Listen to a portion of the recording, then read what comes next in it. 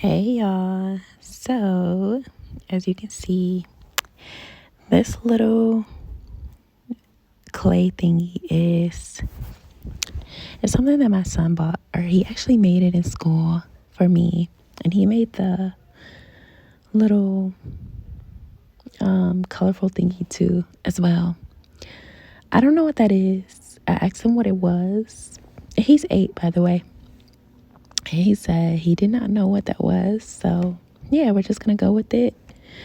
We are just going to put it up so we can showcase it, just to show him that we appreciate the gifts that he makes. But yeah, okay, so the topic that I want to talk about is like, why do Christians have to go through so much? Like, I mean, why do we have to like suffer so much? Like, okay, so I guess this topic kind of started because I know as Christians, we're not supposed to gamble or do any of that stuff. Like, I don't gamble or do any of that stuff, but like, I played the lottery for like the Mega Millions, and I waited and I prayed and I didn't win. But like, of course, I'm like you don't always expect to win, and the chances are so slim. But just to think about having to go back to work is so depressing.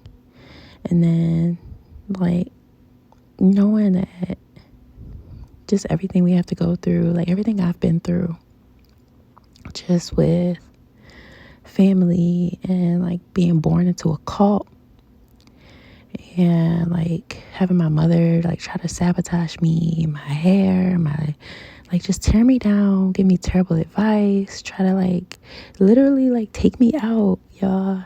I'm not even gonna lie. We'll get into that another day. Oh my God, y'all. And then going to school and like having my mother as my first bully. So then of course I attracted bullies in school. And then just everything, y'all. I just be like, when does this end? You know what I mean? And it's like you can't step out into the world and just do what the world do just to like drown out the pain, because you don't live that lifestyle, you know. And you know, you actually want to help people, but then like my thing is like now, like being in the workplace, it's just so toxic. And I had my awakening in 2020. And before that, I was like blind to everything that was going on around me. Like, I didn't realize that my sisters were jealous of me. Like some weird Cinderella story, y'all. I'm not, like, I cannot make this up. And like when I had my awakening, oh my God, like God separated me from everybody. Having jealous friends, like jealous exes. Men can be jealous of you too. Like, that is weird. But when I had my awakening in 2020, I realized like I was surrounded by so many people who just were out to like try to destroy my light, try to like harm me, try to set me up, try to like hurt me.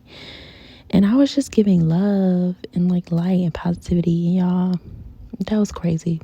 It was wild. But now I'm like sitting back just observing, and I'm like, why? Like, I don't even care about the wicked. I don't really pay attention to like the people from my past or any of that stuff.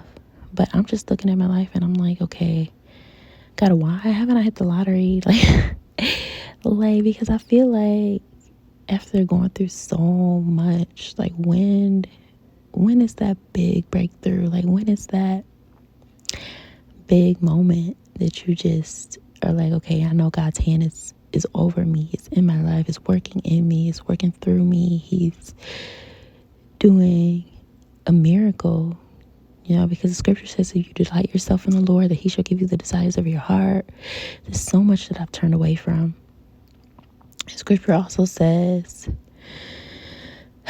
in Jeremiah 29:11, for I know the plans I have for you, plans to give you a hope and a future, plans to prosper you. And I'm like, okay, so God has a plan for me, you know. And it's like when I try to do my own thing, I feel that call to come back. But then I'm like, okay, what are we doing?